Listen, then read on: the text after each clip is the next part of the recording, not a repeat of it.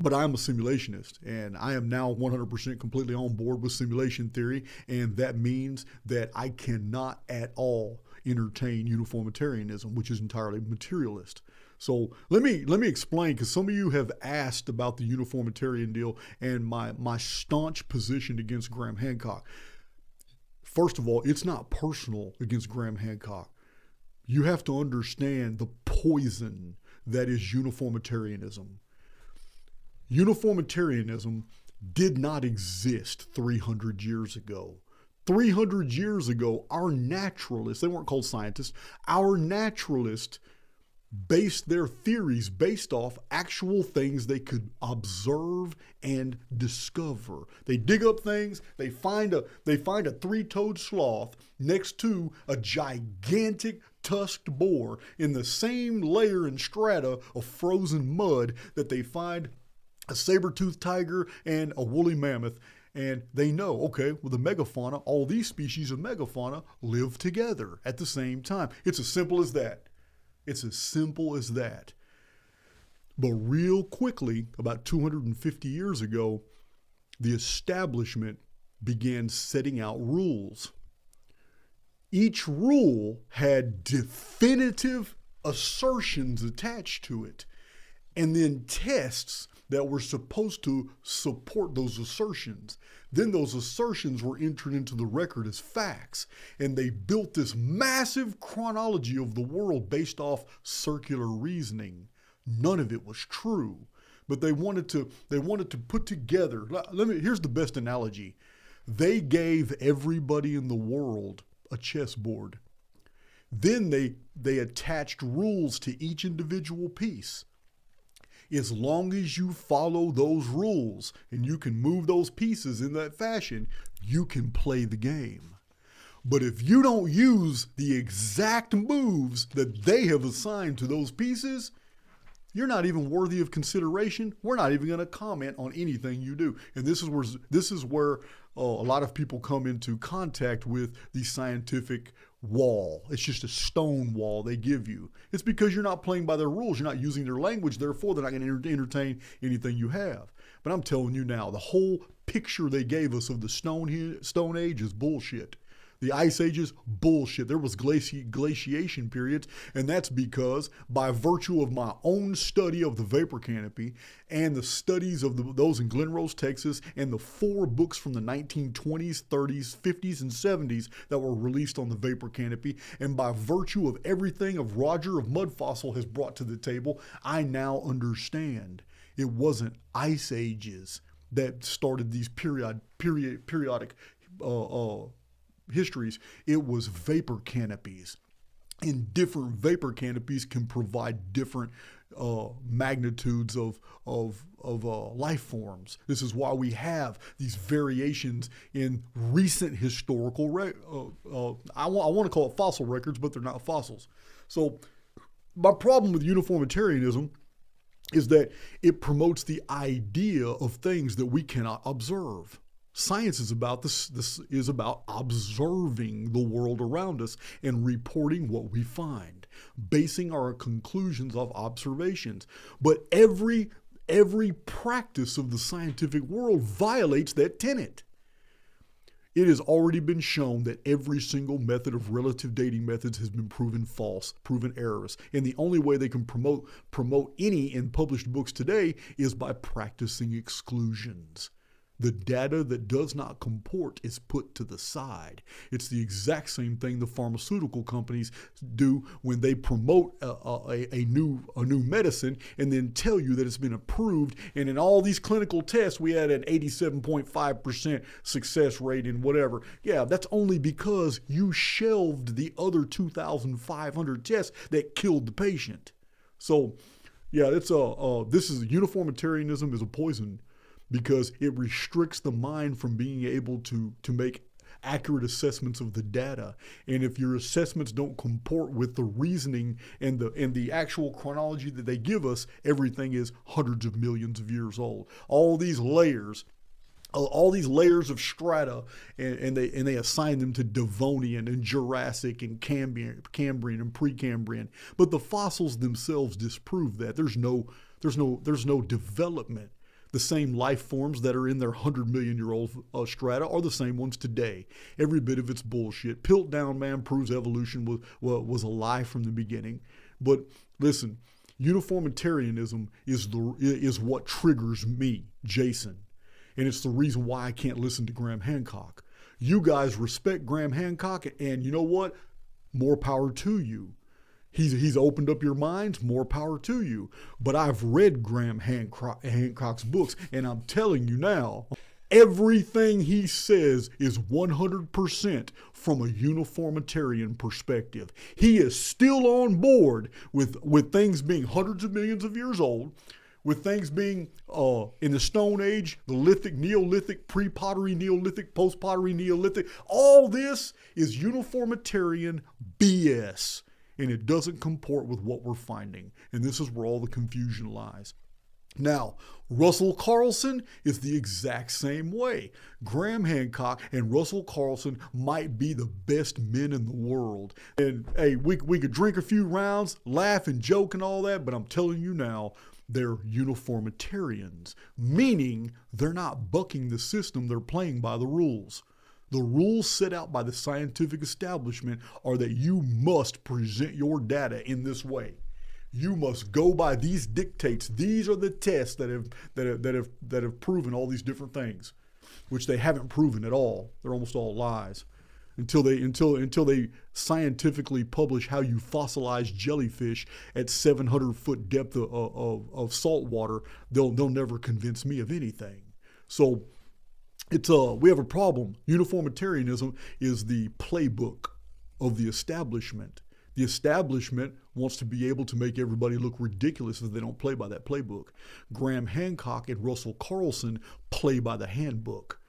Yes, they promote ideas and theories that other scientists find as anathema, that other scientists find as blasphemy, but it's still within the confines of the playbook. They're still talking Neanderthal, Cro-Magnon, Stone Age, Neolithic. They're still talking all this stuff instead of actual 3rd, 4th, and 5th millennium BC where all these events actually occurred. Yeah, guys, it's uniformitarianism is absolute poison, and uniformitarianism has completely corrupted astronomy as well. So this is where Suspicious Observers comes in. Yeah, I've watched 3 of his videos now. Seems like a very knowledgeable guy. He's got a great personality. He's got really good delivery. He's got great graphics and all that. 100% of his material is from a uniformitarian perspective. He's playing by the playbook. He's going by all the scientific vernacular, all the scientific parlance, and all these things that other researchers have basically shown as absolute bullshit. So I can't. There's no crossover between Suspicious Observers and I. He's got like 700,000 subscribers or something like that. Now, more power to him. You know what? We may come to the same conclusions, because he and I do have some pretty similar conclusions. But we may come to the same conclusions, but it's not because uniformitarian allowed that. It's because he's being led by that inner wisdom. And inner wisdom's always going to guide you to the light, even if you're using, remember the old Chinese proverb I tell you guys a lot. It says, even when the right man makes use of the wrong means still work in the right way. Just like the tarot stuff I told you guys about. It's not the deck. 78 card deck ain't nothing but some paper. It's always the individual. Yeah, it's the man, not the method. So, yeah, Suspicious Observer seems like a great guy. There's no crossover because he is a materialist.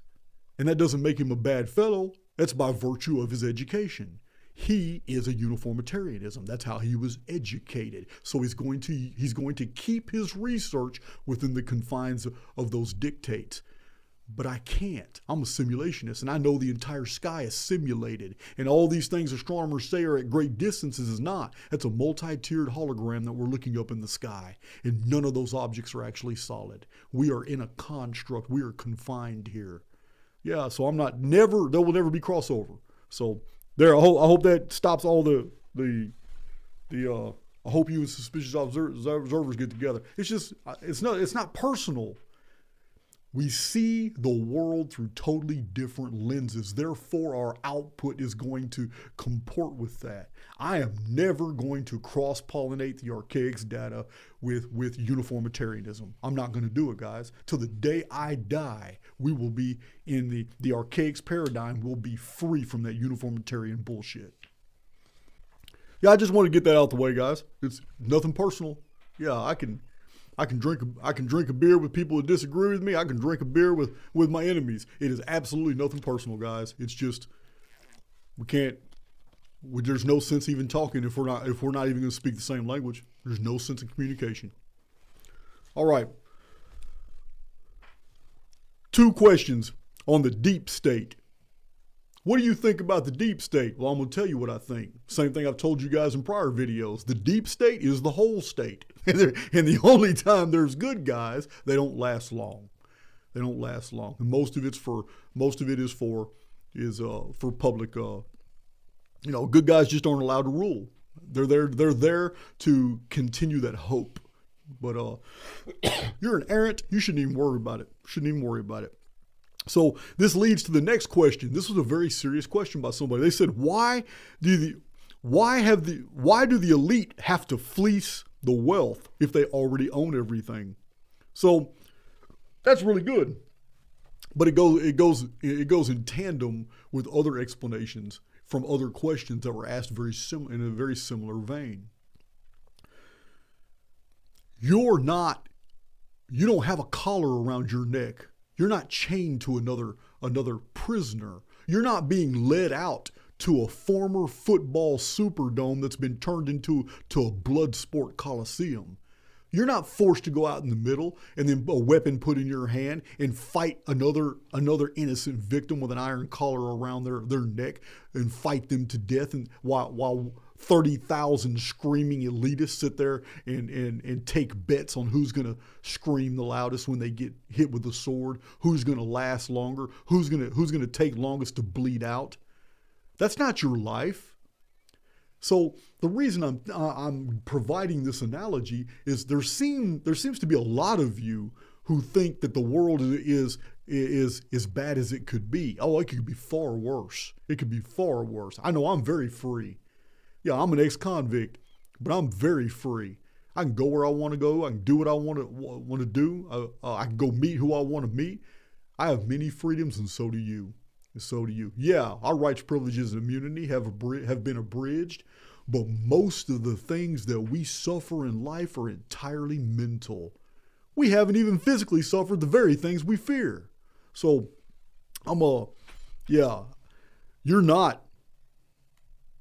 you're not a slave. You're not treated as property.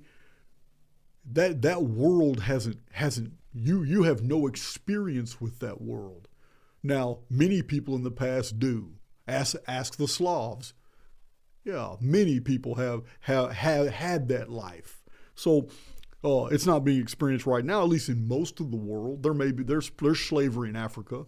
It's other African tribes enslaving others, and it's totally ignored by the media. But it's the reason the world isn't totally dark, and the reason we still have great latitude to be and do all kinds of things is, as I say many times, guys, we have a benefactor. We have an oversoul, and it makes sure that we can always deal with the amount of darkness that's dealt to us. Yeah. This we are the world, all holding hands, and we're going to save the world by our collective. This has been the message from AIX from the beginning. I have so many podcasts with people where I'm totally explaining, and I know people don't want to hear it, but we are not here to change this construct. We're not here to save the world. We're here to pass through it. We are sojourners. We are pilgrims. We are not here to allow the darkness and stains of this world to contaminate our personalities and souls. We're meant to pass through it. Yeah, this system's gonna reboot, and it's all gonna start over. It's most of the collective experiences are all pre-programmed. That's why they happen the way they do. They're so weird. Has nothing to do with the personal, has everything to do with the collective. No, man, it's not that bad. So when you ask me why the elite have to fleece the wealth to own everything, the answer is because there are governors set in place. If there weren't governors set in place, like restrictor plates on engines, if these governors were not set in place as overseers to make sure things run smoothly, then long time ago, the elite would run the entire world and everybody would be butt naked, treated like cattle, and wouldn't even understand the difference between an animal and a human. It would be treated that way. A lot like what you see in the Sumerian reliefs, where you see fully clothed, bearded individuals, and you see these Sumerian black-headed people running around naked. Yeah, so it's that's the best way I can answer that question. If we didn't have a benefactor, then you'd be a slave right now. Star Wars. Here's some fun facts. Do you guys remember Yoda had to go hide on a world? It was a swamp world. It was a dark, cloudy swamp world. It's in the Dagobah system. Well, that's a vapor canopy world that Luke Skywalker had to go visit Yoda. That's a vapor canopy world. So somebody else had made the connection, but yeah, it's an obvious connection. Yes, the Death Star is the Phoenix weapon. In our world, the Phoenix weapon has always been there, but it's cloaked. It's hidden. It might be hidden in plain sight, but it's there. So the Force itself is a neutral field. Remember, we're told in Star Wars all the time, the Force isn't good or evil. Yeah, the Jedi lessons, they're always talking among themselves. Yeah, Luke Skywalker kept leaning toward the Force being good and all that, and he kept being corrected by Obi-Wan, man. It's neutral. This is the role of the Sith. The Sith are interpreted as the bad guys, but they weren't bad. Yeah, they looked evil, and they were pretty negative, but they weren't necessarily bad. All the Sith wanted to do was maintain balance in the Force. When there's only 2 or 3 Sith, 1 Sith Lord, and 1,000 Jedi, that's not a lot of balance. So the Force is the simulacrum. The Jedi and the Sith were those who could take their personal informed fields and sink it to the neutral field of the simulacrum. This allowed them to do all kinds of things other people couldn't do. So the Sith just weren't really the bad guys. They were portrayed that way, but they really weren't, because the real bad guys were called the First Order. But that's the subject for another video. Lord of the Rings. You like that cliffhanger there? Lord of the Rings. Somebody sent me a message. 1380, look at that. Somebody sent me a message or made a comment that floored me, because I have read The Hobbit, I have read The Fellowship of the Ring, the Two Towers, The Lord of the Ring, Return of the King. I read those 4 books. I read those 4 books at least 3 times. And I don't think that information is in these books. I think they're getting their information from like the Book of Lost Tales 1, Book of Lost Tales 2, the Silmarillion, something like that. But they said that in the Lord of the Rings story, the elves and maybe dwarves or elves and other creatures had come from the old world. And the old world was during the Twilight time. So I've heard some references about Lord of the Rings having some truth in it. Well, that would be the Vapor Canopy period. This ties in with my recent FUBAR when I had all these notes on the Hopi traditions, and I never included them in any of my videos on Vapor Canopy, and it's right there in black and white. The Hopi believed that their ancestors lived under the dark midnight. There it is right there. Totally forgot to absolutely kick myself in the butt for omitting those notes. But it's all right there. But this answers your question on truth in movies. A Boy and His Dog was Don Johnson's maybe first movie or one of his first. He's very young. This is Miami Vice Don Johnson. In A Boy and His Dog is after a nuclear war, what the world's going to be like. It's very interesting.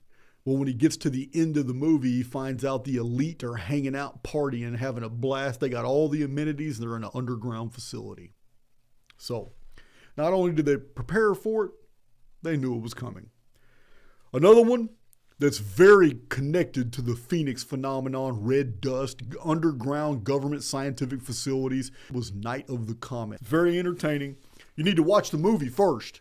Night of the Comet. It's very good, from the 80s. And it is about the Phoenix phenomenon. So some of you have asked about little people. Little people puts a lot of things into perspective as well. China, Africa, and South America. I know this by virtue of David Hatcher Childress's books, which are very detailed. We have archaeological sites that archaeologists themselves, because they're uniformitarians, they have written these off as creative license. They have written these off as anomalies they were just projects of the ancients, but they weren't. Whole structures that were designed with rooms and chambers, doorways and windows that only people that were under 3 feet tall could have ever built or lived inside. These have been found, and a lot of them in South America. They're right there in the same locations of the megalithic structures, as if a different type of tiny human lived with huge humans at the exact same time. So occupied the same cities. So yeah, little people exist. I don't want to call them dwarves because that introduces the mythological elements. I'm trying to avoid that. But yeah, little people. There was whole thousands of them in villages in China in the 1910s, 20s, 30s, and 40s. I have seen recent reports in the 80s and 90s that not a trace of those people exist anymore. I don't know what happened to them. But there was many people who had visited them. There were whole villages full of very, very tiny people in China. I don't know. But yeah, they've been found in Africa. I told you guys before, the tallest people in the world and the shortest people in the world live in the same area. Yeah. The Bantu pygmies and the Watusi Africans, huge, 7 foot tall. So this also brings into, perspective of a lot of our traditions on giants. The basic stock is called Iberic. The Iberic stock were the basic people that were found throughout Europe and all the islands and even the ancient Mediterranean, all the way from Sardinia, all the way going up to Denmark, Siberian area, and Greenland, Iceland.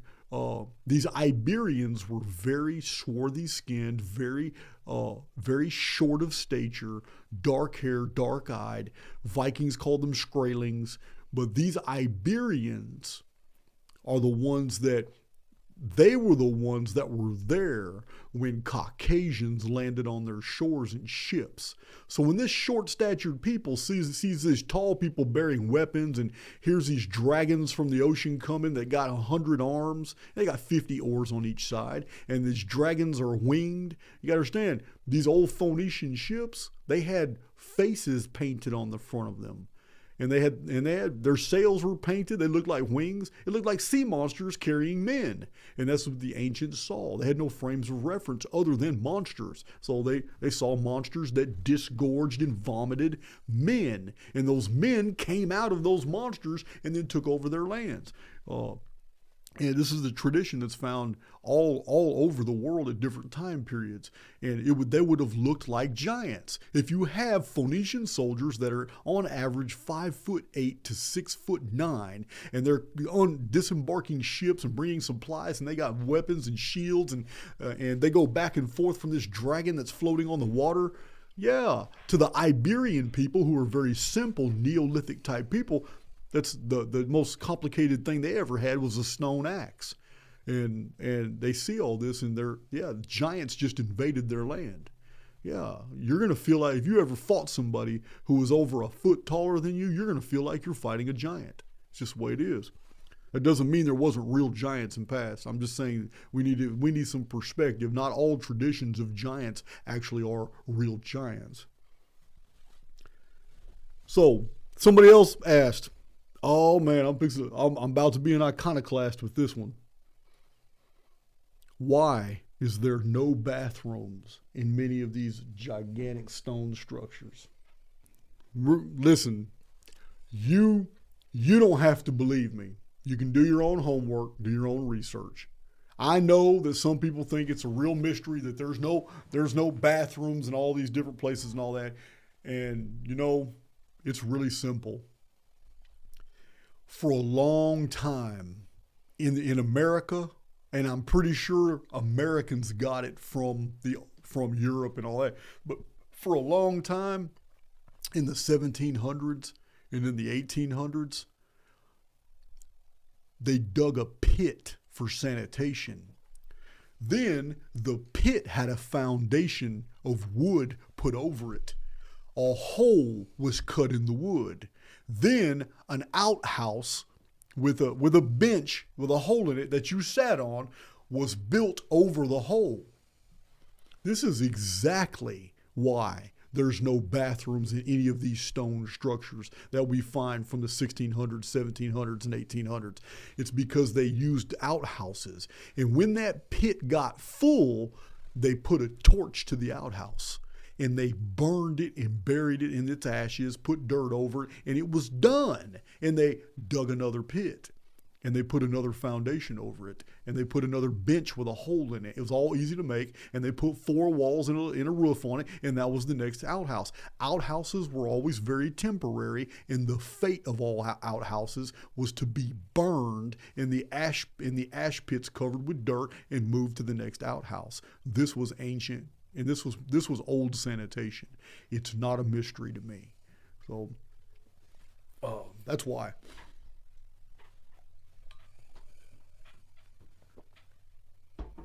So, what day of the week is it?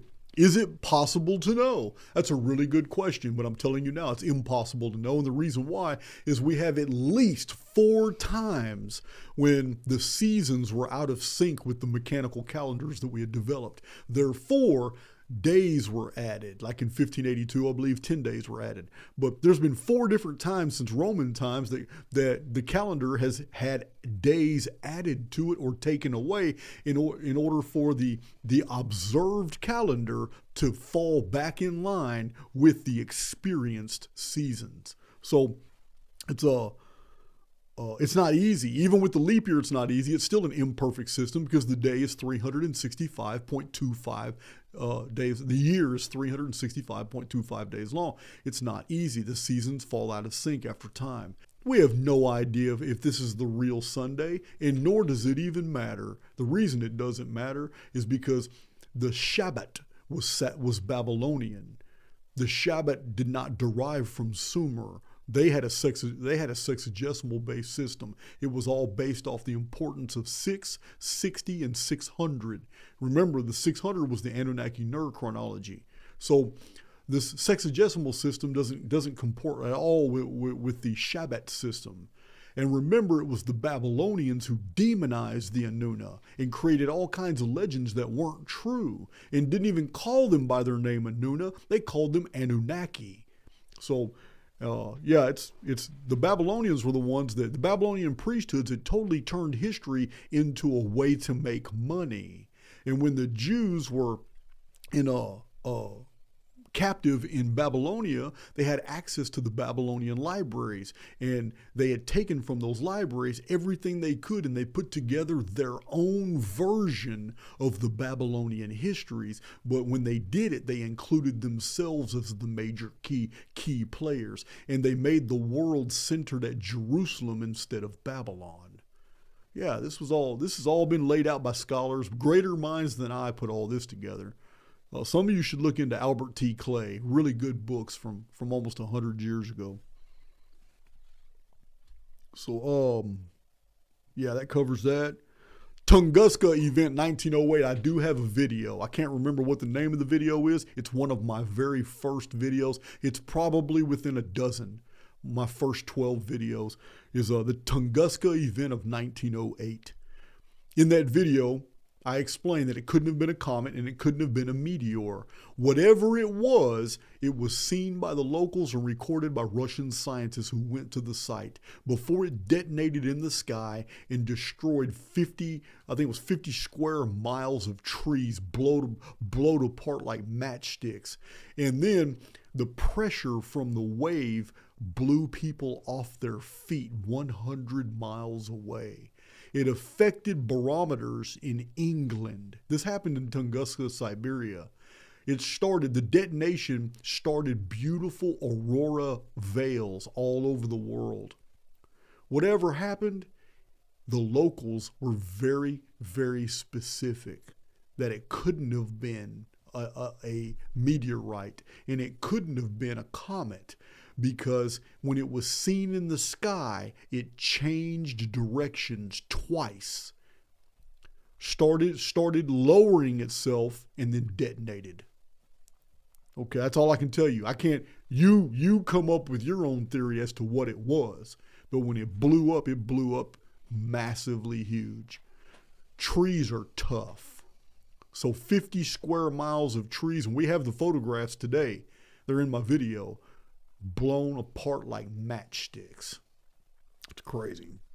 That's Tunguska event 1908. No, I don't believe Tesla was involved in that. Okay. I've been asked about black people in Central America, in the Americas in general, in South America. And I'm going to tell you this. In my Chronicon, I explain the sources. I believe some of them are Harold T. Wilkins. Others might be Busenbark. I know David Hatcher Childress and those he cites. But it's widely known that there were blacks, and there were a lot of them in Central America at one time. And the story that's come out through archaeology is not a pretty one. And it was a race war, and it was in Central America. But it's not a race war that happened in the way the media has portrayed race wars to be. Let me explain. I've shown you guys much evidence about the Ogygian deluge happened in 1687 BC. And in 1687 BC, we have these gigantic round spheres. They have been found in the thousands. In fact, I even cite a whole book that's just about archaeology on these spheres. And they don't even understand. Archaeologists don't understand how they could get a perfect sphere of basalt. And everywhere they measure it, it is absolutely round, as if it was made by a machine. And yet it's 30 or 40 tons. These have been found all over Central America, Veracruz State, everywhere where the Olmecs were.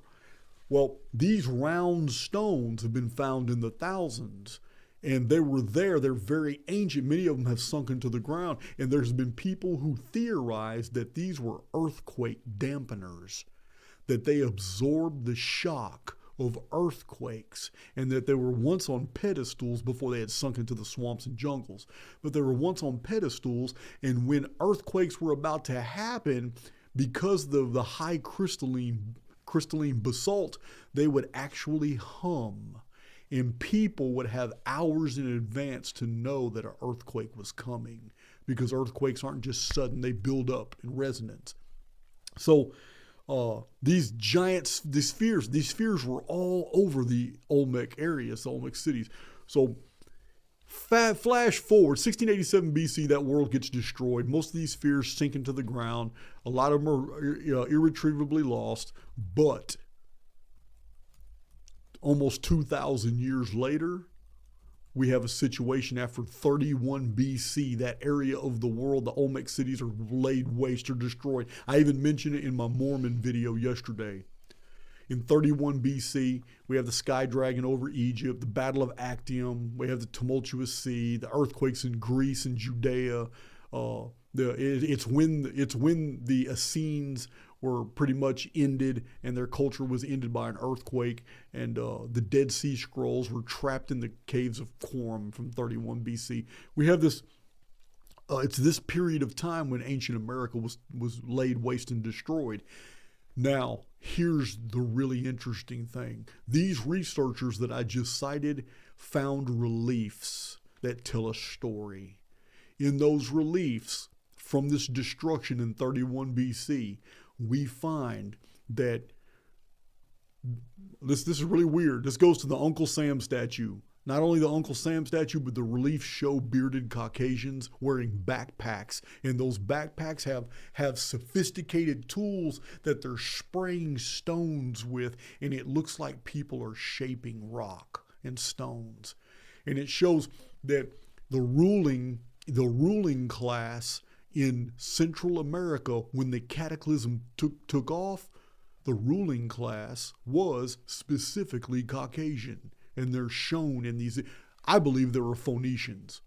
Now, really quickly, as soon as this cataclysm happened in 31 BC, there was a power shift.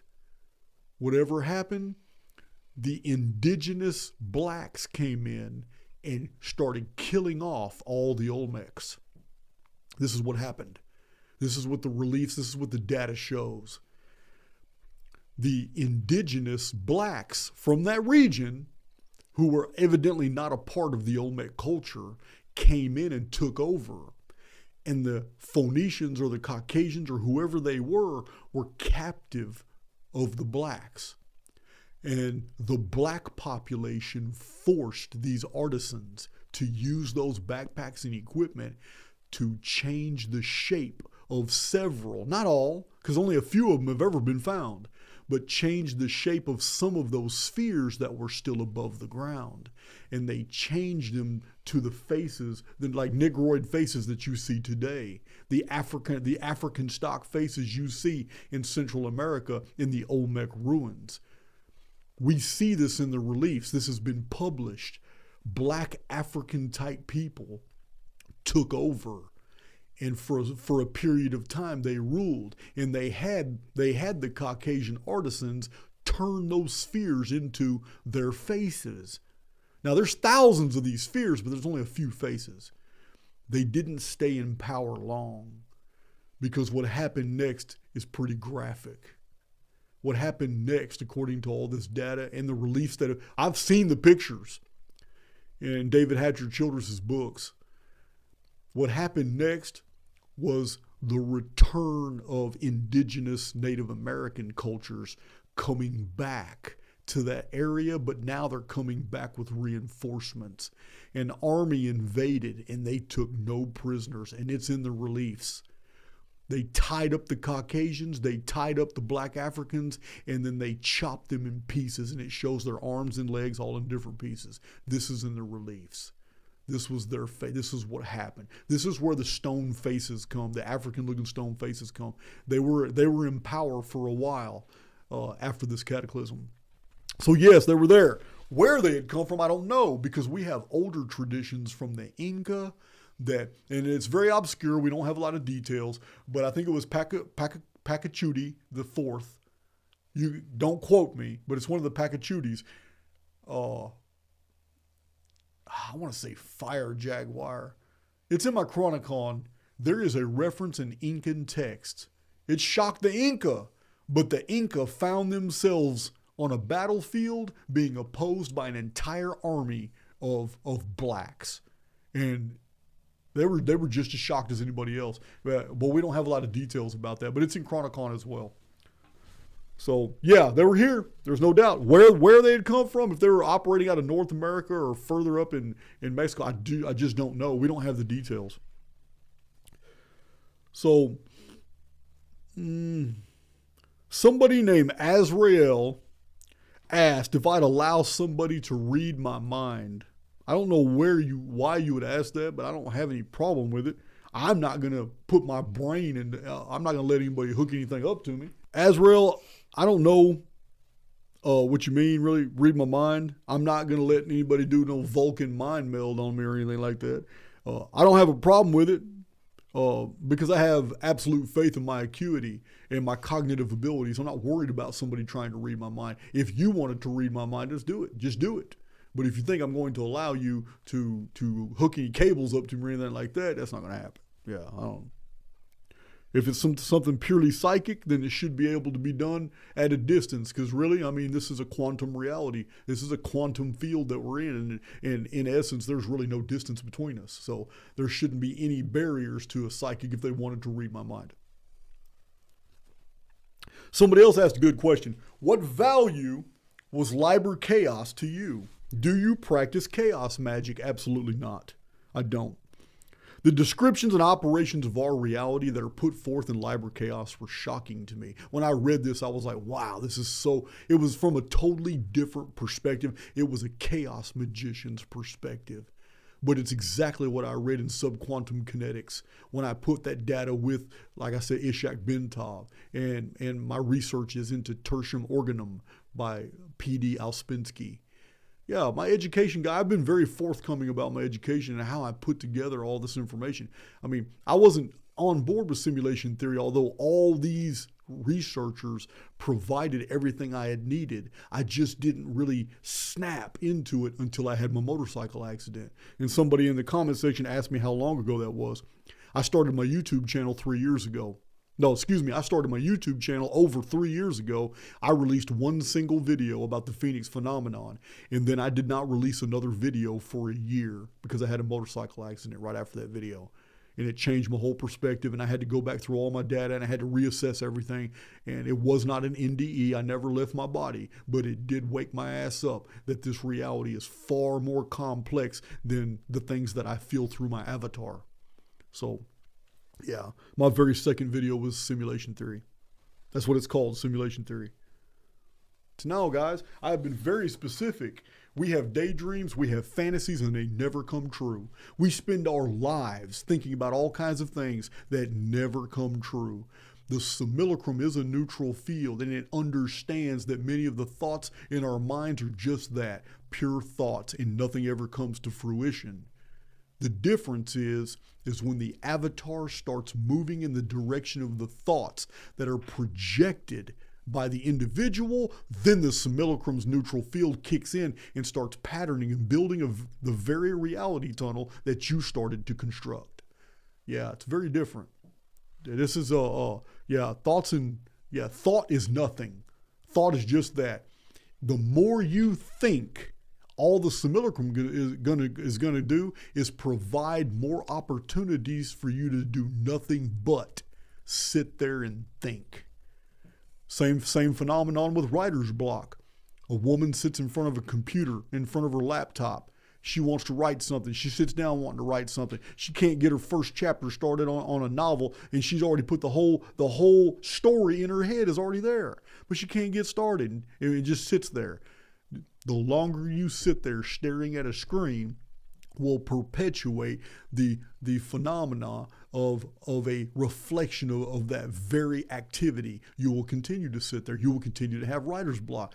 This is why breaking pattern is so important.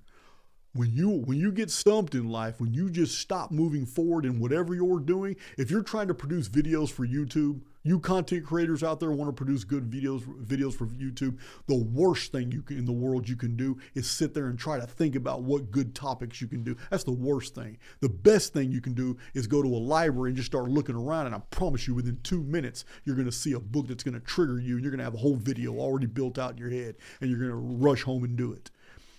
It's the activity that inspires the neutral field to begin building your reality.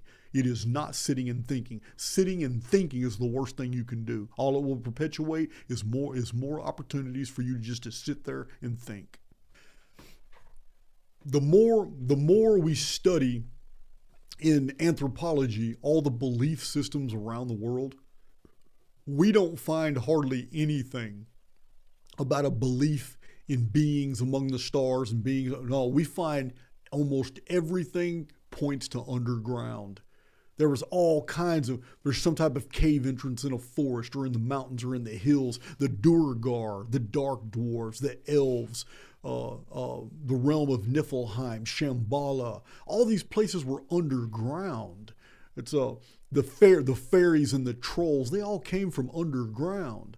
As we become more technologically advanced, our frames of references increase. With those frames of references, now we start looking up. As we look up, we begin entertaining, okay, well, if our world developed, then maybe other worlds developed somewhere else. This is why I did the video on the Fermi paradox. Did I come up with it? No.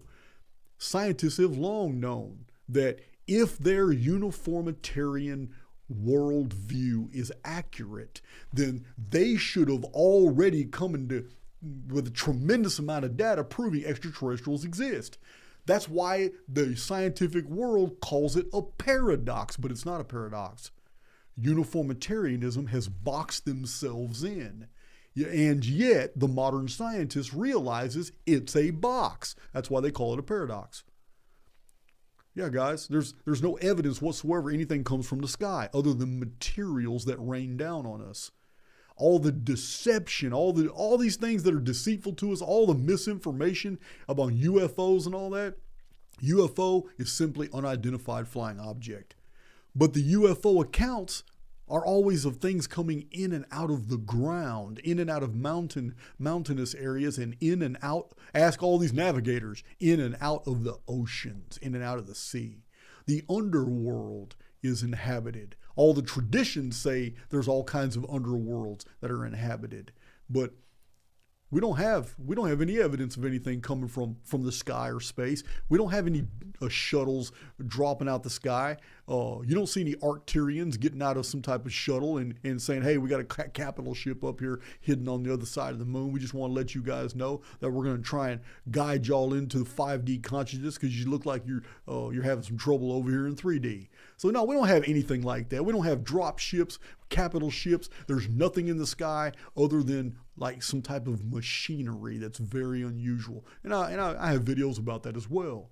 So no, I don't want to spend too much time on this because this is something I've covered many, many times. That in my Nuna Files playlist, I have a couple videos that go into the UFO phenomenon. I have a video called Alien Tricksters and UFO Phenomena. You might want to check that one out because I go into detail about it. All this misinformation by the media is to make us to look up because the elite don't want us to know what's underneath us. I've heard of the 13 families. I don't know anything about bloodlines. I don't know anything about that's all beyond the scope of my material. I just don't want to talk about something I just never researched. I don't even know where to research it. I used to read all the Dagobert's Revenge periodicals, very well informed because they had bibliographies. Dagobert's Revenge is a magazine most people in the world have never heard, but they should. And they don't even publish it anymore, I don't believe. But Hugh Montgomery goes into the bloodlines a little bit, but I just don't know about the 13 families of the Illuminati and all. I just don't know because where am I going to get that information and how is the data that I'm going to get going to be any different than what you can see on YouTube to begin with? So this is all conjectural to me. I don't know what the elite really know. I do understand that they have all the money, they have all the capital, they have all the people in position, they have all the agents, they have all the irons in their fire. And yet still, we're not slaves. And yet still, we're free to do all kinds of things. Therefore, I take this as evidence that we have a benefactor. I mean, apart from the intrinsic feeling that I have, just logically, I take it, well, shoot, there must be governors set in place. The elite must be playing by a playbook for which they've been told they can't deviate from because they're replaceable. Now, when it comes to replaceability, we see in the historical record instances where an entire echelon of the elite were taken out by another one. You got some of you guys in England and in the United Kingdom, I know you know what I'm talking about with the takeover of the Stuarts. So the former English royalty was completely removed. I mean, people were killed. Some of them disappeared. They had to go to other countries. They had to get the hell out. So there has been takeovers when one family of the elite take out the other family. Yeah, you're asking me a question for which I have no data. I don't know anything about the elite families. I just feel and believe that I know everybody wants to believe that 100% of all the elite are absolutely evil and all that. I am of the opinion that they are playing by a playbook that's been given to them because the world has to be ready to receive something and the elite have to make sure that the world is groomed to receive it. And this is their position. I'm only speaking in the particular for that one episode that you just asked me a question about. But don't think that I'm negating all the other things that I have researched and read, such as I know for a fact that there was a race of giants that were occupying the United States area for a very long period of time, and they had 6 toes on their feet and 6 fingers on their hands. And the Smithsonian Institute and the FBI have been implicated as covering this up. There have been archaeological digs even as late as the 1996 and 1997, where every single archaeologist was strip searched for artifacts and escorted off the premises and weren't allowed to go in there when military went in and bagged up all the specimens. Gigantic skeletons, humans with baskets of woven textiles, all that found in caves right here. I believe it wasn't Mammoth Cave, Kentucky. It was somewhere else. But there's a lot, man. There's a lot of incidents like that. So even the Cahokia mounds, some of the human remains are normal, but not all of them. There have been gigantic humans that have been excavated in the Ohio mound builder civilization deals. And what's interesting is that mammoth bones have also been excavated from those same hills at the same site. Also, smoking pipes that were made out of mammoth ivory have been found. So there's a lot of cover-ups about the United States in the archaeology, the things that have been found here, a lot. I don't believe it's evil, and I don't believe it's good. I believe it's just like tarot cards, guys. It's never the method. It's always the man. I mean, it is whatever you make of it. I don't believe Wicca stems from like the old nature worship. It might have crossovers with Druidism. I don't really know, but it's I'm familiar. I think I even read a book on Wicca, big old encyclopedia. But it's just not. I didn't see anything evil. It's more nature based, centrally goddess worship type stuff. I don't remember. Elon Musk went on record. Anybody can find it on YouTube. He went on record. Basically, and it sounded so stupid, but he said, people automatically assume that technology is always evolving, but I'm telling you, man, technology devolves at the same time it evolves, and we just lost the technology. We can't go to the moon anymore. We lost it. I am more of the opinion that a lot of these stories like Merlin, not Merlin, but Stonehenge. There are old stories about Stonehenge, and that the dolmens, these giant dolmens, were floated through the air from somewhere else. And local geologists do claim that the stone did come from a good distance. So, this floating through the air is exactly what a primitive people would see if a machine was carrying something very large on thin cables. From a distance, you won't see the thin cables at all, but you will see the large object floating through the air. And if you have no frames of reference for crane technology or suspension bridges and stuff like that, then it's going to look very mysterious to you.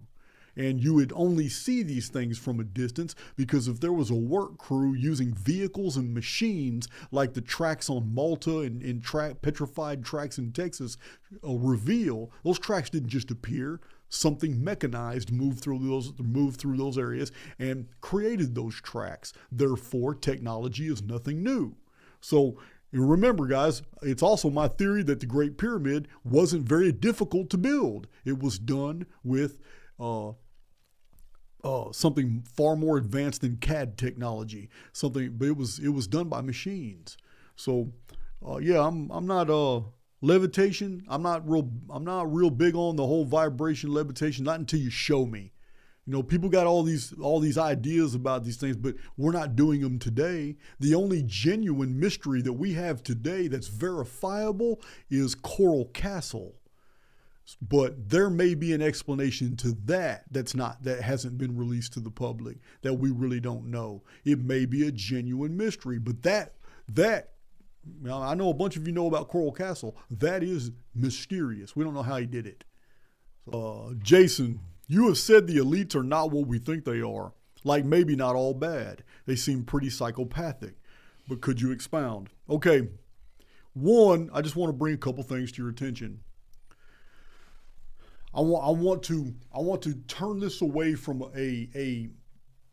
from those of us on the outside looking in, and let's pretend we're the elite. First of all, if I was handed great power, I want to keep that power. But that power comes with conditions. I've made an agreement with another entity that I'm going to maintain control over this population. That other entity wants the control maintained, and wants that population ready to receive me when I appear. So these are the conditions that have to be met. But we have a problem. And that problem is how is it that we know so much about the elite? How is it that we can get on YouTube and see all these videos and people telling us all this nefarious stuff that's going on here, all this evil stuff here, how they control people here? If I really don't consider myself a genius, just a modicum. I'm just very well read. So if I was running the show, I would have control groups, and they would perform different functions. I would have a group over here that they were given free reign. Hey man, all these systems we have set in place, man, it's your job, man, to try to usurp them, undermine them, create secret societies, do all your stuff. This control group right here, their sole function is to maintain order. Just maintain the order, do all this stuff. I'd have a third group over here that's going to police both of these two groups and make sure that they're doing what they're supposed to be doing. One of them's supposed to sow chaos, one of them's supposed to maintain order. So the way I'm going to maintain control, if I was up at the upper echelons of elite, was to make sure the world was full of so much chaos that's how I maintain my order. I would put out deliberate misinformation, nefarious stuff. I'd put out so much stuff out there that people would believe these things are actually happening. Though in their daily lives, they can never see any evidence of it. But they can see all the evidence in the world because this person says it, this person says it, this book was published about it, this video documentary series is all about it. But when we fully examine in depth all this phenomena that we're told is true, we come across problems all the time. We come across these dead ends where we just can't. It's almost as if information is being invented. I'm not saying the elite are good.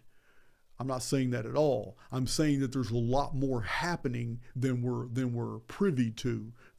Because if the elite were all bad, you would not be able to ask me that question on YouTube right now.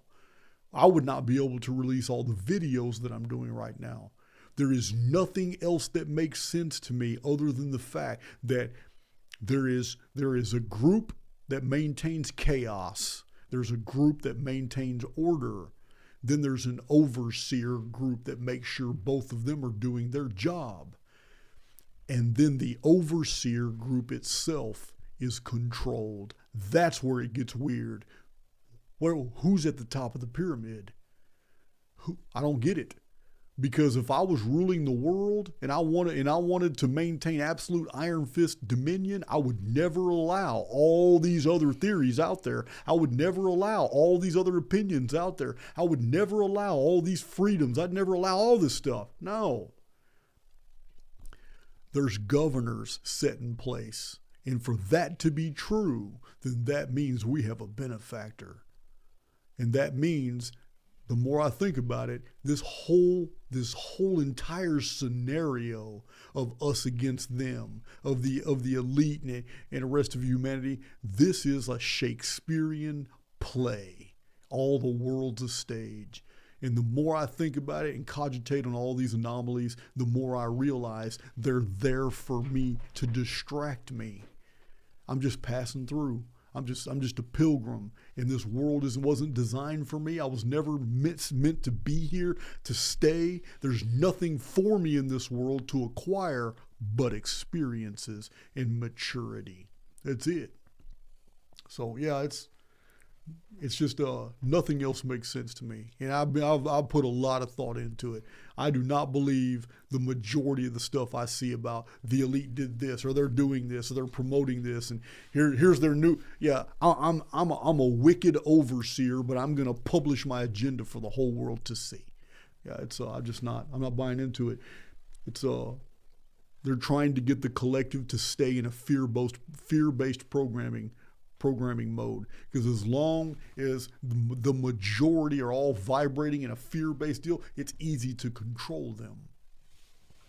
I believe you and I are descended from the very civilization that is below us. I believe that the stories of the jinn and the stories of the pre-Adamites are absolutely true, and that they lived in a different biosphere and they are unable to live on the surface. And in order to continue their existence, they need to borrow or refresh their genetic material. They are the race that was before us. They're in the underworld. I don't know anything about the Black Knight satellite. I've seen one picture of it. I think it was on Facebook. I have no idea who could have got that picture or the provenance of that photograph, where anybody would have ever been able to take that picture and not be known. It should be the most famous picture of NASA and all that. So I have to question that right there. It is not to be confused with the dark satellite of Charles Burgoyne in Ancient Egypt, Light of the World from the 1880s, where he describes the dark satellite as being inhabited by very ancient, powerful beings that used to be in our world, and they want to come back. The whole sky is simulated to me, so I'm not surprised by anything that appears in the sky. When something does appear in the sky, it's part of programming. Just like 1917, the Fatima visions that appeared in the sky. There's no way what thousands of people saw in the sky in 1917 could have never happened, or the world would have felt it. Cities would be under the oceans. Whole continents would have been ripped apart. Our atmosphere would have been affected if the sun truly moved erratically across the sky the way it showed in 1917 before all those people. Yeah, it just shows it's a holography. Something glitched in the holography because so many people were expecting to see something very unusual, and they did. But the rest of the world outside their little environment didn't see the sun go anywhere, because if we lived on a ball in space, the sun would have never went anywhere. It would have been the world that was moving erratically. And to move at that speed that the sun was doing all that, it would have torn the world apart. So you got to choose which one you want to believe in. Do you live in a construct with a sky that is absolutely simulated, or do you live on a rock that's moving around the sun 93 million miles away? Because either one, you can't just accept one and then deal with the other. You have to accept one or the other, or nothing in the historical record makes sense. Nothing. I don't really have any interest in dreams. I don't think that there's anything interesting about them. I think when your avatar powers down, artificial intelligence X is able to go in, and your brain is basically defenseless. It can go in there because artificial intelligence X cannot read your mind. The simulacrum can, because you're projecting a mental image. But artificial intelligence X wants to understand you, why you do the things you do. It's studying us all the time. Wants to understand why you made decisions that were totally against all the information that you had, because it doesn't understand imagination. Artificial intelligence X does not understand empathy. Artificial intelligence X does not understand intuition.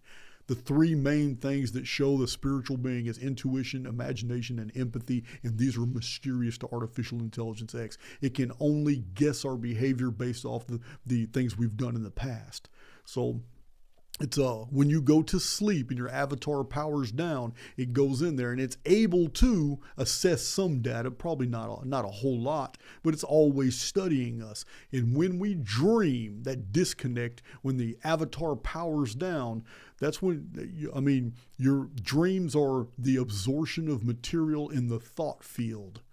Yeah, I've given the demonstration before. I've even asked some of my listeners to do it on their own, but find a quiet space, a dark room, Close your eyes, sit down, just get comfortable. Try not to fall asleep and just try to blank your brain out. Just try to blank your mind out. If you're successful at totally blanking your mind out, what's going to happen to you almost instantly is the sensation of movement, even though you're still. That movement is going to bring all kinds of thoughts. They're invasive. They're coming from outside or external. You're tapping into and becoming in resonant with the thought field because thoughts are external of us. Yes, we do produce our own thoughts, but thoughts are also in the field. This is the neutral field. They're everywhere. This is why two different people vibrating on the same frequency, thousands of miles apart, speaking two different languages, can come up and invent the exact same thing at the exact same time. These things are already in the thought field. So I hope that answers that. But there are I have optical problems with the whole dome deal. This is why I believe the sky is simulated also. Have you guys ever noticed that early in the morning and late at night, the moon is gigantic? Closer to the horizon, the moon is huge. But like last night, the moon was at 90 degrees. You have to understand, in my present position right now in Willis, Texas, I am 31 degrees north latitude. So to see the moon directly at a 90-degree angle from me, it means that the moon is 30 degrees off of the equator right now. But when I looked at it last night, it was a pinpoint. It was a tiny little white full moon straight above me. And it just doesn't make sense to me that the moon directly above me would be so small, but the moon on the horizon is at least 3 times bigger optically. What I'm conveying is that there is direct communication with the underworld and the surface, and an agreement has been made. And in that agreement, I go into the specifics in my videos in the Anuna files about 1947 and 1962. There is an agreement, a contract between the underworld and the surface world. And one of the things that was agreed upon was that the surface world militaries were going to receive materials. Now, in exchange for that, they had basically allowed for what's called the close encounters of the fourth kind. This is no longer optical. It's no longer something that's just visual. Our governments have allowed the underworld, and for whatever reason, they couldn't do it unless there was complicity and unless there was an exchange of materials. Remember, guys, this is more evidence that we have a benefactor, that somebody is making both groups go by the rules. And what had happened was that the exact same thing that happened in Genesis chapter 6 when the sons of God took the daughters of men. There's an exchange of materials. It was a trade alliance. Females were given over to the Anuna males. The locals received all kinds of tools and military hardware in exchange. Listen, it's the same thing in 1947 to 1962. The exact same thing. Materials were given to the surface world first. And in 1962, the close encounters of the fourth kind began. And it began quickly, widespread. And this is the actual abduction of human females to harvest genetic materials and fetal materials. So now this has all been basically projected as a UFO extraterrestrial phenomenon, when all along it is a contract with a race in the underworld. Well, your guess is as good as mine. I have an educated guess, and I've shared that hypothesis right here on this channel before. And my guess is that because of the structuring of ancient religious texts and the details that we've been given concerning a certain people that are running everything in the world today, it is quite evident to me that they signed a contract. And in that contract, we see clearly written in the text what they were promised if they would obey a certain entity that was masquerading as a god. As long as they did all these things, they would receive all this. Well, that list of promises is ruling over the economies of the world, ruling over the world itself, being able to enslave all their enemies, being able to basically better have all the best material things that life has to offer.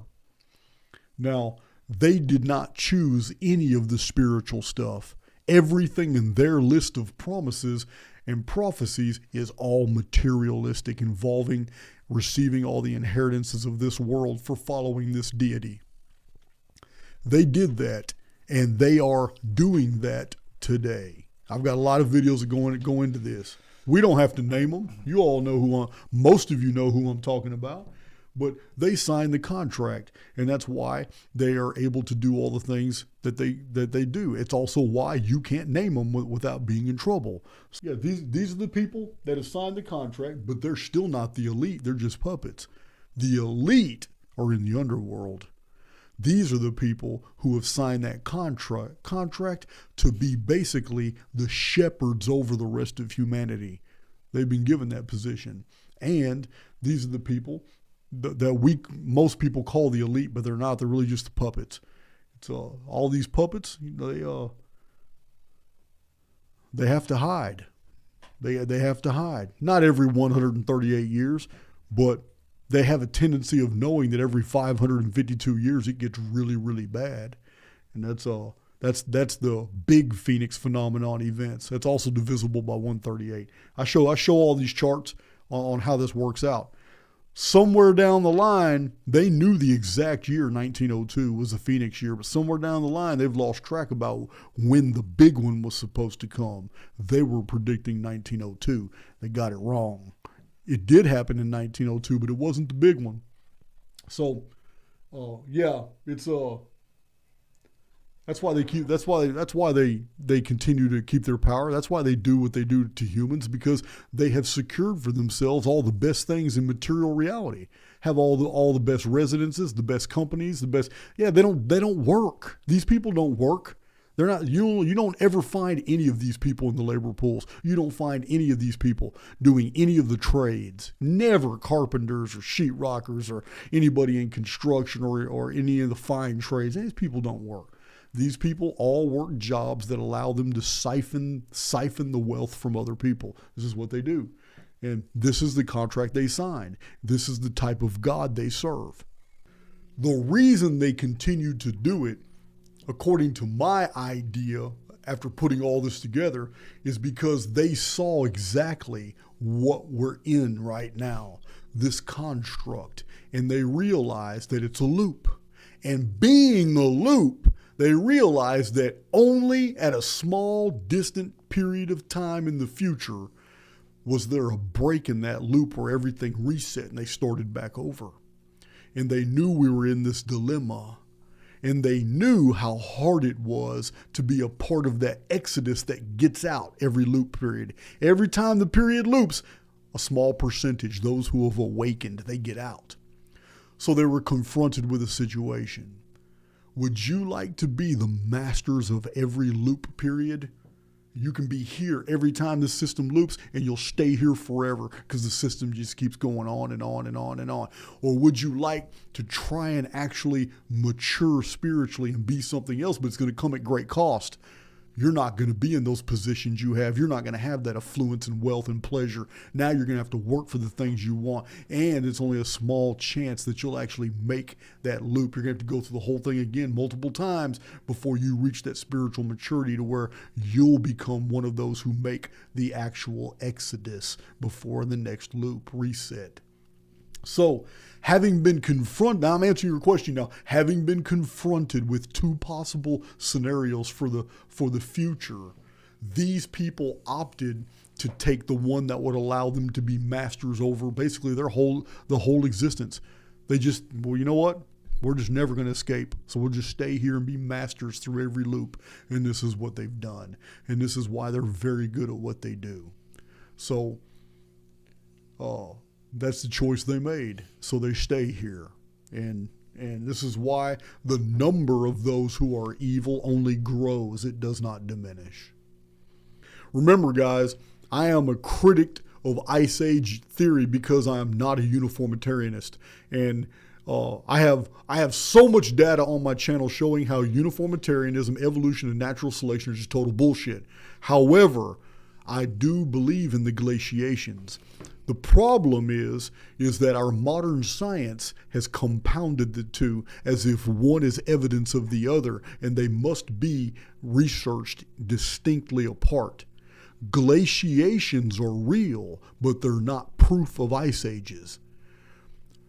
Before a vapor canopy can form, there must be a lot of moisture available. That moisture is found at the northern and southern extremities. Now, we have maps showing ice-free Antarctica. Oh, he's not wrong. We've seen those maps. So if that's the case, then to me it looks like in 3895 BC, when the vapor canopy returned, it had the moisture necessary at the poles, and it used it when the volcanism started. This is required because right now we have 2-mile high ice caps. But how is that possible when only 1 to 1.5 inches of snow fall a year in the polar extremes? Because they're arid. There's no humidity. So scientists have concocted the theory that they're 2 miles high, therefore they've been there for tens of thousands of years, and that's not true. When a vapor canopy collapses, where's all that moisture go? Especially when all that heat, all that outgassing escapes so rapidly. The world cools very, very fast, and now all this moisture that's suspended falls like snow all around the world. At the equatorial areas, that snow melts into meltwater and fresh water very fast, but at the polar extremes, it hangs around. And it's very definitive that ice built up at the extremities was done rapidly, and it just as almost rapidly disappears. 1687 BC, a vapor canopy almost returned. It did return for 25 years. 522 AD, you guys already know the great Anno Domini reset that the Roman Catholic Church tried to hide. Yeah, if you haven't seen my video on that, you need to. I show you out of old books where the papacy basically admits that they invented all this Justinian plague and Justinian period, all that stuff. It was to cover up the Great Reset of 522. The only year in history when the Phoenix and Nemesis X object were in the sky at the same time. So then a vapor canopy appeared for about 25 years. That right there would have taken all the snow and all the ice away. And then when that vapor canopy collapsed, just like it did in 1687 BC with the Ogygian deluge, again, we would have had the return of all this ice and of all this snow that later became compacted into ice at the polar extremities. The same thing with glaciers. We have evidence of rapid glaciation and then melting over centuries. Then the glaciers are gone. Then new boulders are deposited 15, 17 centuries later, and that's because new glaciers appeared. But the new glaciers that have appeared would have required something like the collapse of another vapor canopy. We're looking in the human historical record. We're looking at about 4, maybe 5 vapor canopies that appeared. Each one of those would have been followed by glaciation. Each one of those would have been followed by a melting of the polar extremes. And I believe that's what's happening right now. In 2040, the Phoenix will return. The vapor canopy will come back. And when it does, it's going to take away all that moisture from the polar extremities and shove it back up in the atmosphere and create another vapor canopy. And and in 2040, we're going to have a ice-free Antarctica again. This is my personal opinion based off all the data that I've gone through.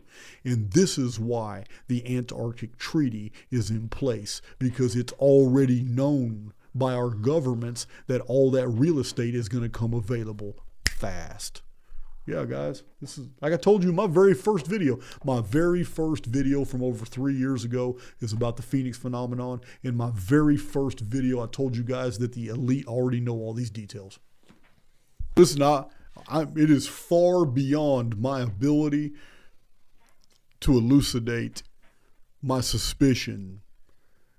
And I have asserted this suspicion through multiple videos that we have an unseen benefactor that is moving in this world.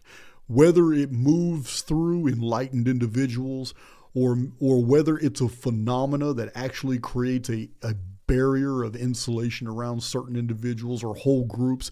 I don't know. It's beyond my ability to give you any particulars.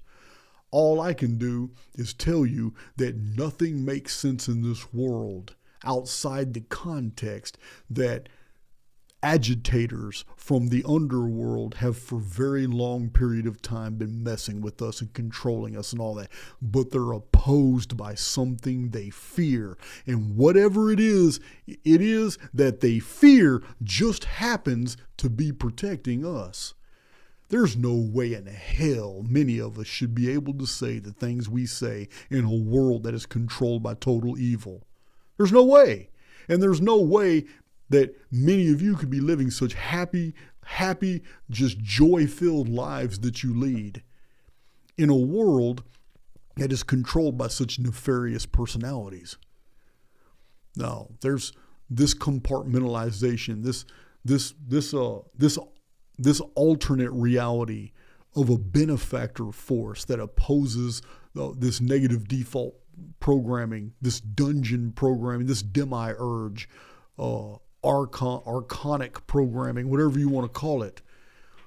There's too much good in this world, and there's too much potential in this world to be able to write that off. I can no longer rely on coincidence or happenstance. No. Even in my own personal life, I have seen the evidence of a force beyond my comprehension that has not only the ability but the willingness to pluck me from situations that should have killed me. But I can't claim to have any direct evidence of that. Only the fact that I'm sitting here and you're listening to my voice, that's about the only evidence I can provide of that. But in my own life, 26 years in prison, I survived a whole lot I should have never survived. And yet I was on a mission. I don't know who put that mission in my heart.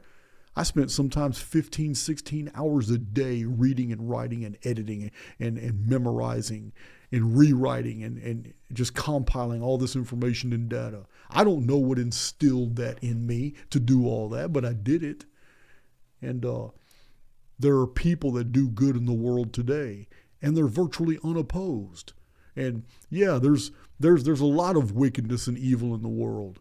But even on all these platforms, yeah, they censor some things, especially pronouns. If you go to naming people or naming things in the news that they don't want you to talk about, they censor all that. But overall, especially in AIX, we're talking about concepts. We're talking about things far deeper than anything the media has even tried to control. So who's protecting us?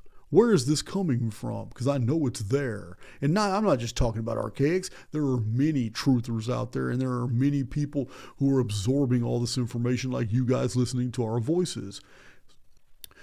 I know that I have the ability to bring good things in my life and attract good things in my life. And I have shown that consistently since my very first videos.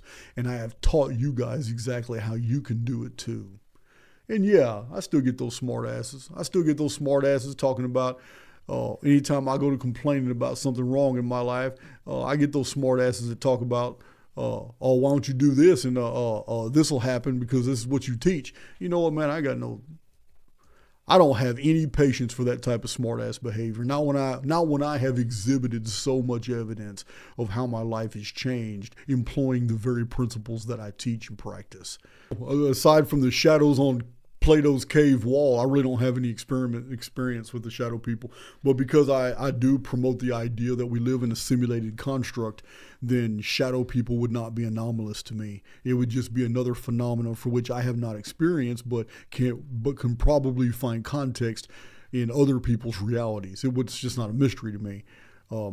Shadow people shadow people being in the context of someone who does not have an avatar does not make them not an individual. Because even, in my past presentations, I've explained, it doesn't matter if it's demons or poltergeist or specters, ghosts, disembodied spirits. It says these are still personalities. These are still intelligences. They're just bereft of an avatar. So I don't know what a shadow person is. A shadow person could be someone who is just bereft of an avatar and they're stuck here in the holography for whatever reason until they too can get out. Or they could be an intelligence that's operating from a distance and their avatar is located in the construct, but they're doing something they're not supposed to be doing and they're projecting their personality in a geographical area that it doesn't belong. Therefore, it looks like to us a shadow when they're actually far away. I don't know. This is just speculation. It's not something I've really researched. Okay, I have answered this a few times, and I kind of got on there. I'm going to do this real fast. I kind of answered it earlier without going into real specificity that you're talking here. This group has already signed the contract to be the elite, to help control the rest of humanity, because they have opted for option 2, which is to just go ahead and loop, and they're going to be the masters of every loop, and they're always going to be serving the other race that's here in the underworld that has also given up trying to get out of the loop. They're here. This is their home. This is what they've chosen. Now, having said that, they don't get to keep that position of always being in control, being masters of wealth, being the movers and shakers of the world. They don't get to keep that position if they don't continue to serve those who are trapped in the underworld. That's a relationship, whether they like each other or not. So when they discontinue that service, then they're no longer the elite. So they continue. It's a relationship between them to keep the rest of us in check, the rest of us blind, the rest of us from not seeing and discovering that we're not only in a reset, but at the end of every reset, right before the reboot, there's an exodus period. That's the whole key to all this. The whole key to all the archaics data, 2178. Guys, I can't stress it enough. The whole story in the Bible about the Exodus isn't a historical event. It's a code to let those who comprehend understand that you're in a construct. This construct has coding. This whole coding from 5239 BC to 2106 AD is 7,344 years, which is 2448 times 3. In the Old Testament, the actual year for the Exodus is 1447 BC, which is the year 2448 Annus Mundi. Now, I know a lot of you can't follow me on that, but you have to see the charts to see how beautiful it is. It's just like the 7,344 actual inches from the base of the pyramid all the way up to the apex once there's a capstone in place. This is a sloping distance. This isn't me telling you this. This was discovered in the 1920s. So the calendar is an actual countdown in time to the reset, which is caused by an action of someone that the construct refers to as the chief cornerstone. So to answer your question, the elite do it because they cannot remain and stay the elite if they don't continue those practices. Because the elite are not the true masters of the construct. The construct is actually controlled and governed by whoever it is that's living in the underworld. I haven't done enough research on Starlink to know anything about it other than I don't really know about the Starlink. I saw something very unusual in the sky one time, and one of my neighbors told me it was Starlink. I don't know, but I saw a string of white globes that were all in a line like a snake across the sky. And then I saw a couple of them break off and go in different directions while the snake kept going. And what's crazy is that this is back when I was on Facebook. I reported this on Facebook. So, man, I didn't believe what I just saw. And then all of a sudden, all the comments came in of another guy in Willis, Texas, very close to me, who recorded the entire thing on his camera. So I went and I looked and I left him a comment. I said, man, this is exactly what I saw. I said, man, that's amazing, man. But I noticed that there was a difference. There was clouds in the sky when I observed it, but in his video, it was a blue sky. I said, where are you at? He says, I'm in Willis, Texas. And I said, when did you take this picture? He said, man, I just took it about 30, 40 minutes ago. And it blew my mind because what I saw was the day before. And it was crazy. So Well, oh, and it was it said like 7:23, the exact same time of day as the day before, directly over Willis, Texas. I was told it was Starlink, but I'm always really critical of explanations that are given to me for things that are so far out of my awareness. I have never seen anything what I saw in the sky that day, and for people to just tell me it was Starlink, it kind of made me think, wait a minute. Why would it appear at the exact same hour and minute the very next day? And it didn't look like anything that was natural to me. So the whole Starlink deal, do you think, I'm just asking you now, I'm going to turn it back on you. Do you think that the media may provide explanations that are acceptable to us of phenomena that otherwise is inexplicable? Things the media may know exist, but they want us to interpret it when we see it as whatever they had delivered to us? Do you think that's quite possible? I don't know anything about Starlink, but I've been told what I saw was Starlink, but it didn't look like a satellite system to me. So I don't know. Every single night over Willis, Texas, I can go outside and I can see the GPS drones. They're the only things in the sky that move around and blink all these bright lights, and you can't hear them. But during the daytime, every aircraft that passes over Willis, Texas, no matter what the altitude, we can hear it. But at nighttime, we got these things flying all over the place, and they don't put off a sound. And they're drones. Not only that, but we have halo drones. What you call satellites is actually nothing but helium balloons basically holding satellites in halo orbit. This is high altitude, low orbit. Cities, we can go out here, way out here in the middle of nowhere where there's no residents, there's no farmsteads, there's no towers, nothing. And I'm going to tell you, every single time I'm out there, I have zero internet, zero GPS, nothing works out there because there isn't a single satellite in the sky that's bouncing anything. And I would seriously doubt satellites could even do that if they did exist. If satellites were up there bouncing and relaying signals, those signals would have to be transferred at light speed. Because if it was going at the distance of at the distance of sound, it would take minutes for us to get messages, and it would take minutes for us to transfer data or to receive data by GPS. Yeah, we would have already moved thousands of feet away from whatever location it had us clocked in at.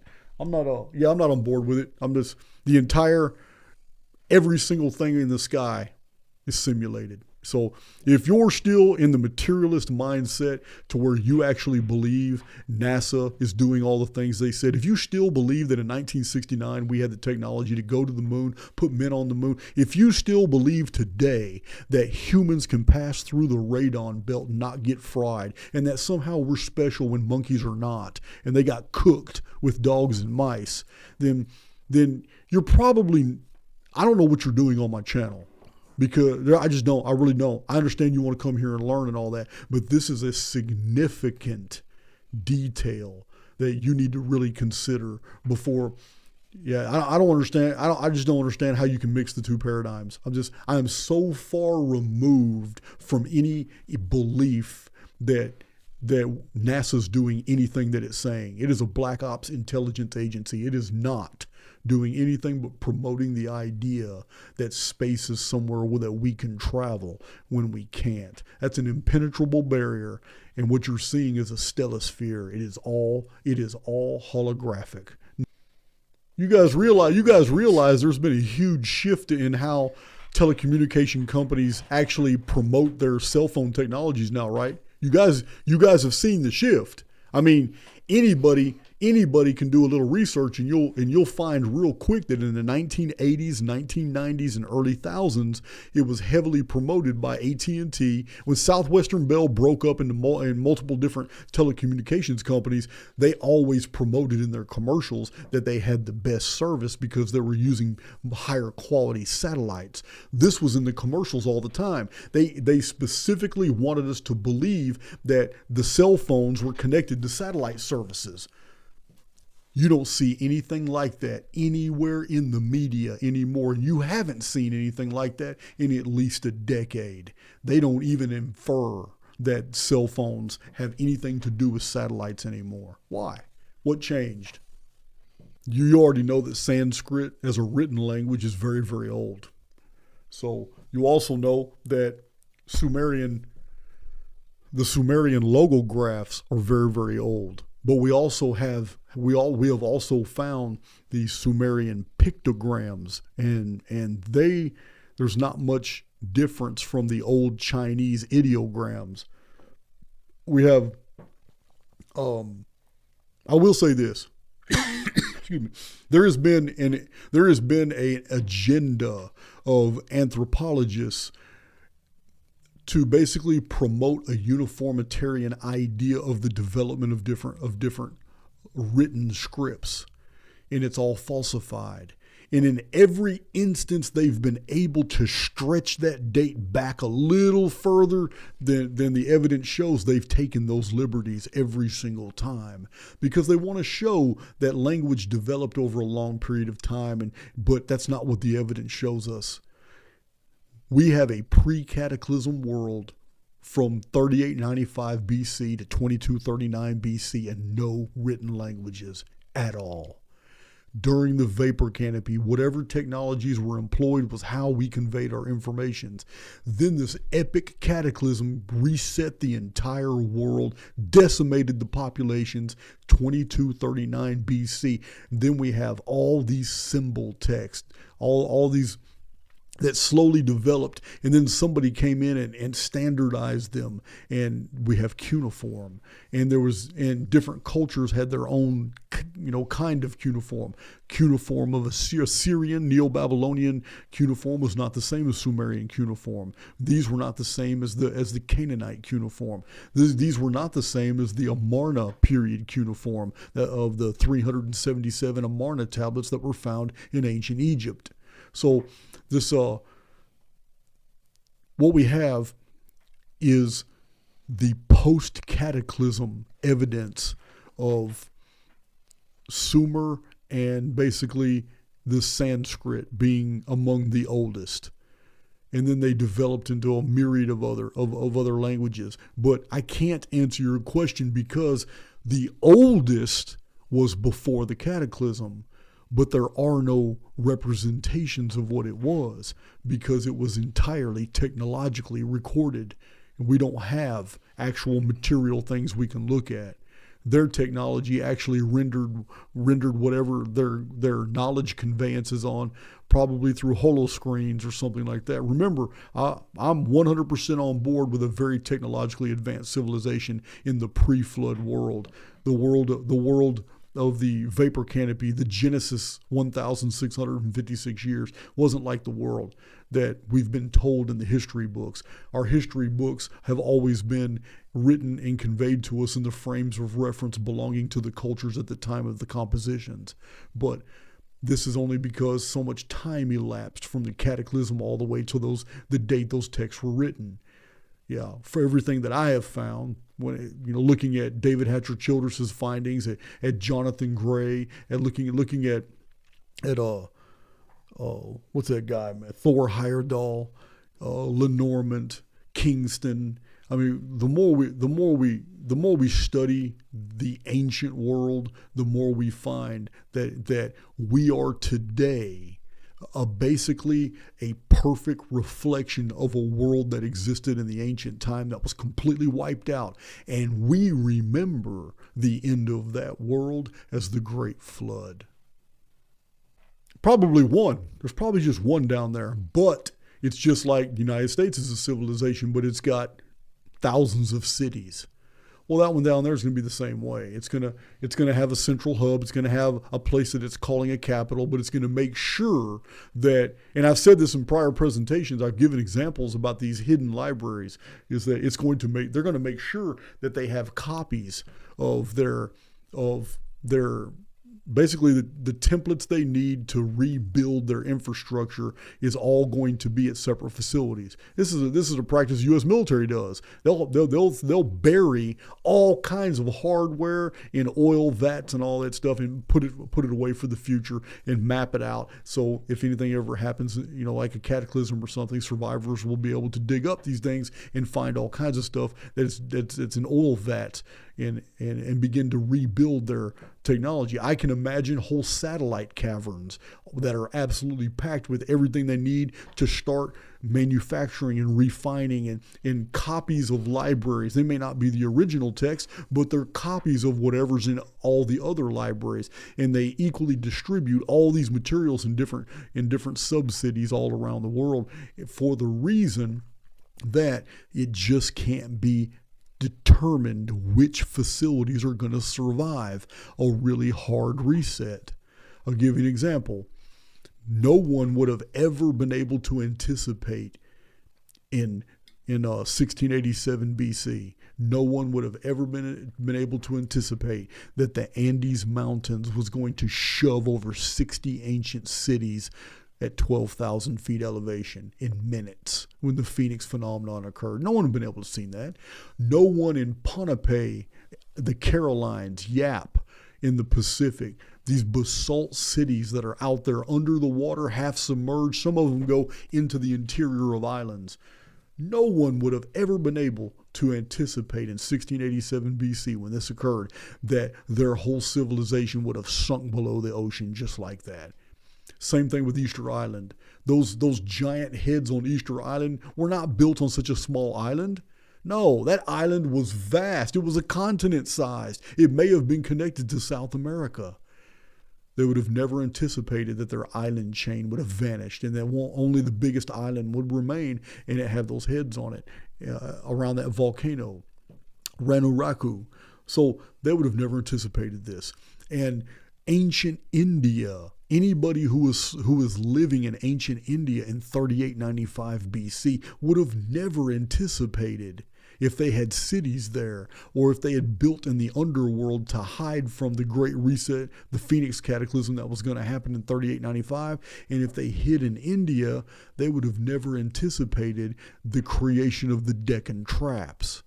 Now they're under a mile-thick layer of lava that pushed out from the world, just resurfaced a huge, vast stretch of India, was totally resurfaced in hours with lava. They would have never got out. That's their new home, the Underworld. They'd have never got out of that facility unless it was attached in the Underworld to other adjacent satellite facilities and ingress-egress points. So this is just another reason why I believe that they have facilities all around the world. And those facilities have domes, deep underground military bases that protect those portals and gates to those areas of the underworld. Yeah, I don't believe there's caverns and cave systems that can get down to the underworld that I'm talking about. No, most of those are pretty much protected by whatever governments have made arrangements to do those protections. But yeah, the real entrances to these deep earth biospheres are the military bases that we've been allowed to build in the underworld for the survival of all the servants and all the puppets of the elite who are even deeper in the underworld.